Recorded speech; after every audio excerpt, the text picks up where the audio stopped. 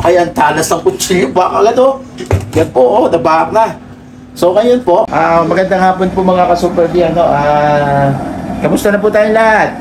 Ngayon po ay bumili po tayo ng bagong fryer po mga ka-Super D. Bumili. Ngayon po, yan, magluluto po tayo ngayon ng chicken. So, hindi pa po yan nakaset up. Kumbaga, ready to go cook pa lang po yan. So, ito po.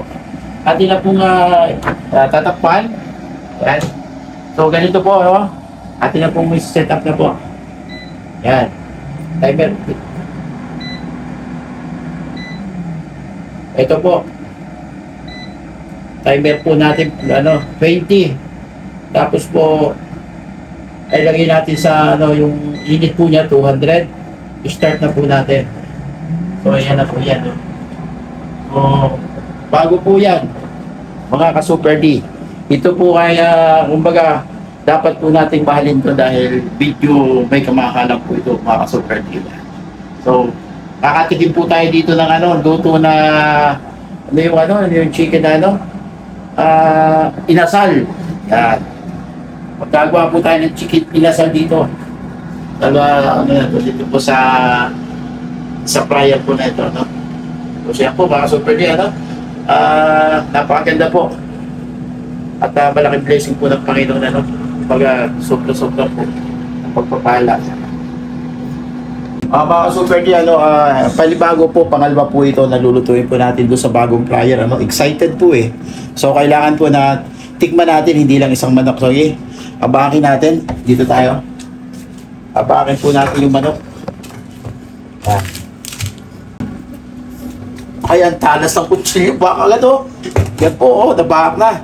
So, ngayon po, hugasan po natin muna. Sandali. Hugasan po natin. Tanggalin po natin yung malansa. Ito po yung malansa rito. Yung buo pong dugo. Yan. Yan po, Wow, Super D. Yari talaga namang napakasarap na rin. Ay, ngayon po, lalagyan natin ng magic para diretso sarap. Yan po yung para diretso po sarap, Kung walang magic sarap, hindi po sasarap. So, lagyan po natin ng magic sarap, Ayan po. Lagyan po natin.